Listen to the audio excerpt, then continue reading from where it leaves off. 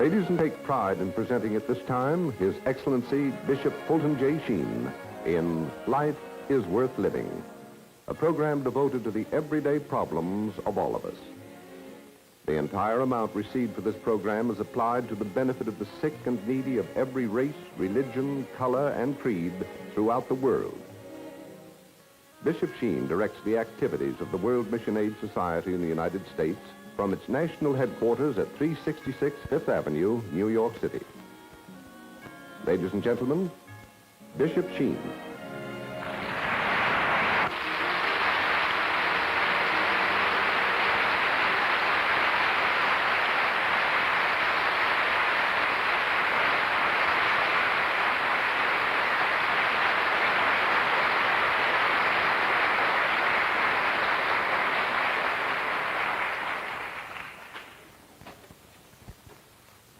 Friends,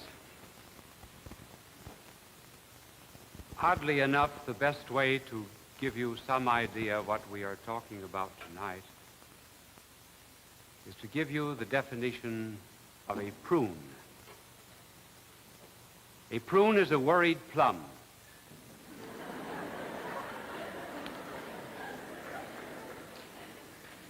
So I'm going to say something about worry, or more properly about fear. A little girl went to her daddy once and said, "Daddy, are you afraid of cows?" "No."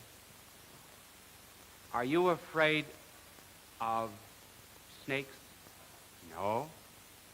"Are you afraid of long woolly worms?" "No." "Daddy, you aren't afraid of anything but Mom, are you?"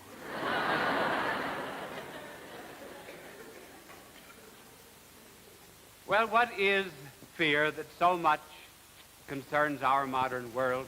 Fear actually is related to love, as all the passions are. And fear is the emotion that arises in us when there is a danger facing something or someone that we love. And some mother has fear for her children. We will talk about various kinds of fear. First of all, fears in the ego, and then fears outside of the ego, but principally dealing with effects. One could give the kinds of fears. Now, first of all, in the ego, or in the self, one of the first effects of fears, and this seems very strange, is laziness. Well, how is laziness related to fear? Well, a person so loves his own physical comfort and ease that he's afraid of work. Very simple. I heard of an old couple down south. The husband was leaning up against the house, facing out into the road. The wife was in a rocker, but she was facing the house, in the porch. And she said, "What's that noise out in front?" He said, "That's Jim McComb's funeral going by." Many at it? Yes. He said, "About 20 hacks." "My," she said, "I'd love to see that funeral. I wish I was turned around the other way." Then, another effect of fear is gambling. Here I'm speaking of professional gamblers. A professional gambler is one who is afraid of the responsibilities of life.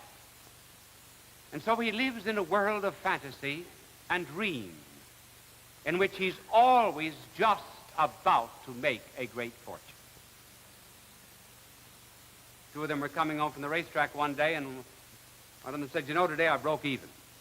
And boys, did I need it.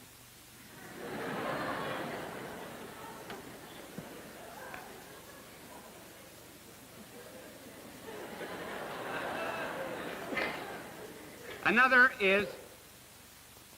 effect of fear is hypochondria. There are some people who make themselves mentally sick.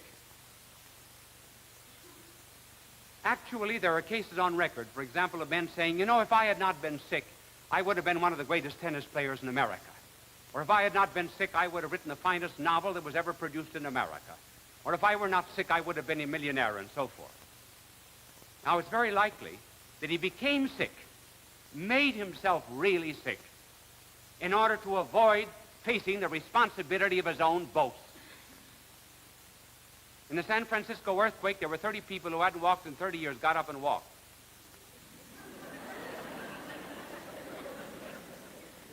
Then another effect of fear is lying.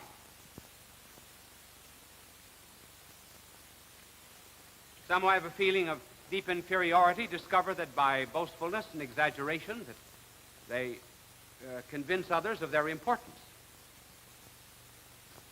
I know of a little girl who was always lying. She was given a St. Bernard dog once. I once had a St. Bernard dog. He had the instinct of a lap dog and the instep of a rhinoceros. Well, this little girl was given a St. Bernard dog, and she went out and told all the neighbors she had been given a lion. And her mother called her and said, "Now, listen, I told you not to lie. You go upstairs, tell God you're sorry. Promise God that you will not lie again." So she went upstairs and said her prayers, and when she came down, the mother said, "Did you say your prayers? And did you tell God you were sorry?" And the little girl said, "Yes, I did. And God said that sometimes he finds it hard to tell a dog from a lion."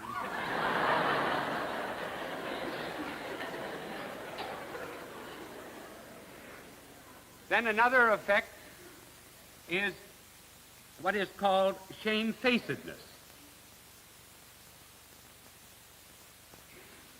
or red-facedness, embarrassing moments. Take, for example, the woman taken in adultery, mentioned in the Gospel. Here there is a fear of having one's reputation and honor either destroyed or exploited. I once knew of a man who was seated next to a very charming lady at a banquet table. He had just met her at the table. And for want of something better to say, he saw someone in the far end of the room whom he knew. And calling the attention of the lady, he said, "See that man down there?" "Yes," said the lady. He said, "You know, I hate him." And she, in righteous indignation, said, "I beg to tell you, that is my husband." And he said, "Madam, that's why I hate him."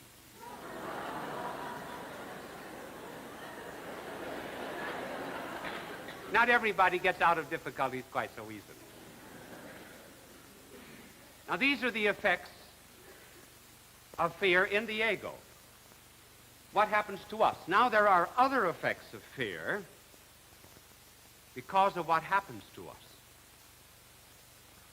Take, for example, something that happens to us because of its magnitude. Sunset in the Mediterranean, the sight of the Alps, or the two infinities that always made Pascal wonder, the infinitely little and the infinitely great. The effect of magnitude is to create in one wonder. Wonder is the beginning of all philosophy. Aristotle tells us that. It's the beginning of all philosophy because it makes us ask. No, my angel needn't bother now washing away this, because I suppose he wondered why we got over here, but we got a little signal to move. I was facing the wrong camera. Then another effect of fear is when something is very unexpected. Take, for example, the explosion of an atomic bomb. Or something unexpected that's happening to me now. These two clocks are not exactly alike, and I'm wondering just on what second I'm going to finish. So if you'll give me a signal.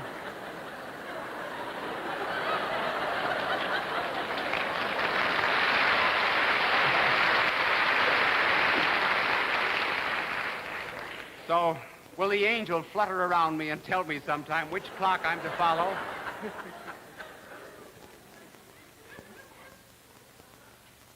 Such as the explosion of an atomic bomb creates stupor. And the third effect, and this is very important, is where there is something that happens to us in which we feel helpless. And that creates what is known as anxiety. There is a tremendous disproportion between our own resources and the hostile forces that oppose us. This anxiety is rather normal, particularly in the physical order. And here we leave these old descriptions of, they are very old. I might tell you that I got all of this out of a book that was 700 years old. But there's a new kind of anxiety. And now I'm just a little anxious about my angel cleaning my blackboard, and as soon as he does, I will come back to you to tell you about the new kind of anxiety. This new kind of anxiety is very modern. And it is the anxiety with which many psychiatrists and psychoanalysts deal. It is an anxiety that is rather abnormal than normal. The normal anxiety is something that makes us afraid because of what happens on the outside, that is to say, outside of us. The abnormal anxiety, and this is the very modern one, makes us fear because of something that happens inside of us. The first kind of anxiety is physical. The second kind of anxiety is mental or psychical. These are very normal fears. For example, fright during a thunderstorm, being chased by a bull on the farm, danger of being struck in traffic. But the new anxieties are coming from the inside of man himself, from whence they should never come. The result is too many modern minds are very much like this. This is the conscious part of their existence, and down here is the unconscious, and the unconscious is seething with all kinds of repressions. There are even coiled serpents in that unconscious and subconscious mind. They're constantly striving for some kind of release. There are many effects that are produced by this abnormal anxiety or fear, and of them we will mention three. The first is what is known as a compulsion neurosis. Did you ever hear about the woman who lived in a bed of neuroses? I'll give you a minute to get that. First of all, a compulsion neurosis is something that we are forced to do because we have not done what we ought to do. This is one of the very common manifestations of subjective anxiety. I could think of no better way to describe it than to take the description that was given by Shakespeare. You remember the great tragedy of Macbeth? And in that magnificent story, Lady Macbeth encourages her husband to murder the King Duncan while he sleeps, in order that he might seize the crown and be the king. When he does it, he's frightened and afraid. Lady Macbeth says to him, "Think not on these ways, for they will drive you mad." In other words, do not think of your guilt. Suppress it and repress it.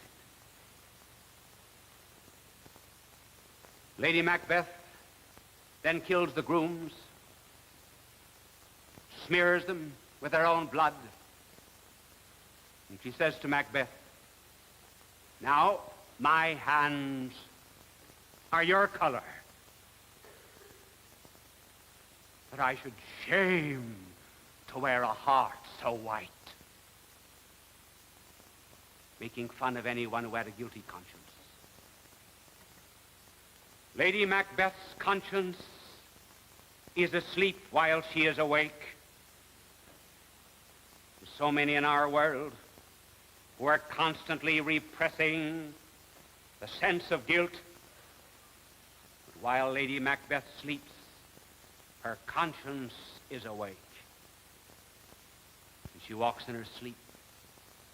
She sees blood in her hands, at least she thinks she does. She says, "Will not all the perfumes of Arabia sweeten this little hand? Will not great Neptune's oceans wash away these stains? Nay, rather, they will the multitudinous seas incarnadine, turning the green one red." And for a quarter of an hour at a time, she would wash her hands. That was the compulsion neuroses, coming from the fear of punishment because of the guilt of murder. Instead of purifying her conscience, the compulsion neurosis came out in the washing of the hands, as it does in so many compulsion neuroses in our modern world. That's the first effect. And the second effect of this wrong, subjective fear and anxiety is terror. Terror is the fear that comes from being terrorized. Terror is something that seizes the persecutor. Whenever you find a man who has been cruel to others, he always lives in terror. I was talking to one of the greatest artists in the world, and I asked him when he came to America what he considered the most interesting face in America that he saw. And he mentioned the name of the then representative of the Soviet Union and the United Nations. He said, "His face intrigues me. If I were painting it, I should paint a skull."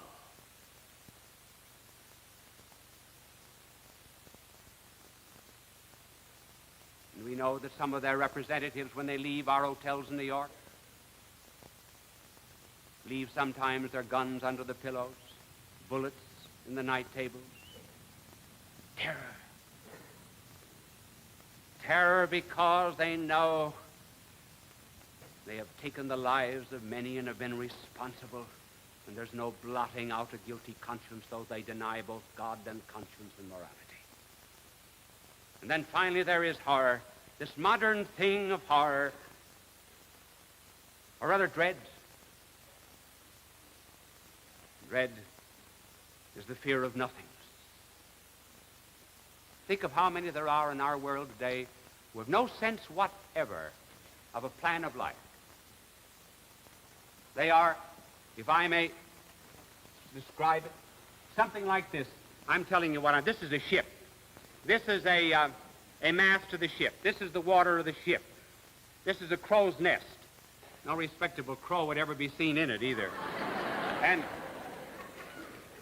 that's the ladder going up to it, and here's my usual man, the only kind of man that I can draw. I'll get another art scholarship for this one. The modern man does not know where he's going. He's not certain of his destiny. This is a storm at sea, and he's always in danger of being thrown back into the nothingness from which he came. And so he lives in a terrible sense of dread. He's fearing the wrong things, our modern man. And much of modern culture is destined to try and suppress that dread. Sleeping tablets, opiates, constant love of pastime and pleasures, all these are attempted to suppress this awful gnawing feeling of nothingness and the dread of nothingness. Why is it that a cow never has dread? Pig never has a psychosis. A hen never has a neurosis. Why is it none of these things have dread? It's simply because none of these things in lower creation, nothing below man, has a soul. It was born for the infinite. It takes eternity to make a man despair. And if they only knew it, as I said, they're fearing the wrong things. We used to fear God, then we began to fear fellow man. And now we begin to fear what? We begin to fear ourselves, something that we should never fear. How will they get out of it? They will get out of it by realizing that fear is the pathway to peace.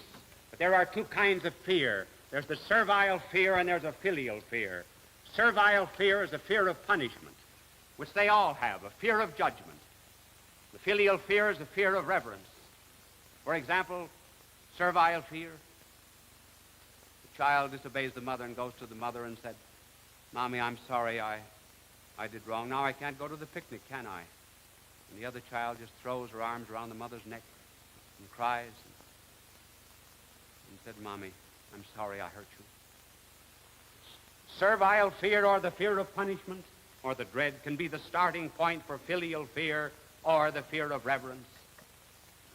All who have dread have within themselves a longing. They all have misery. What they need and what they want is mercy. And if therefore they will face love itself, for perfect love casts out fear, then they will come indeed to someone whom they will love so much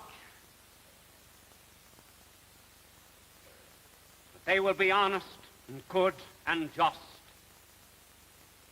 not because they dread punishment,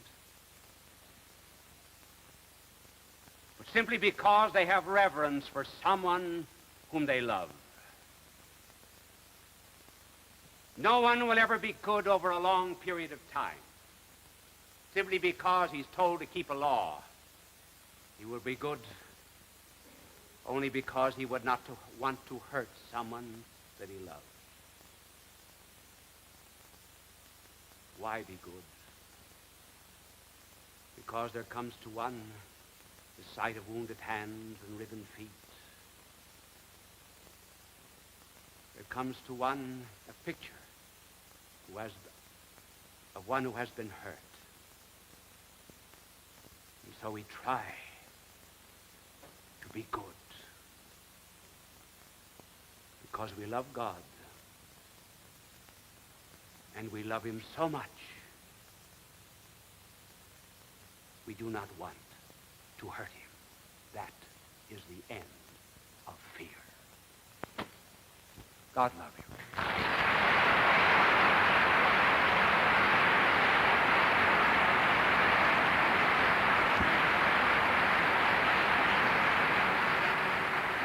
Life is Worth Living is a production of the World Mission Aid Society, directed in the United States by Bishop Fulton J. Sheen, from National Headquarters, 366 Fifth Avenue, New York City.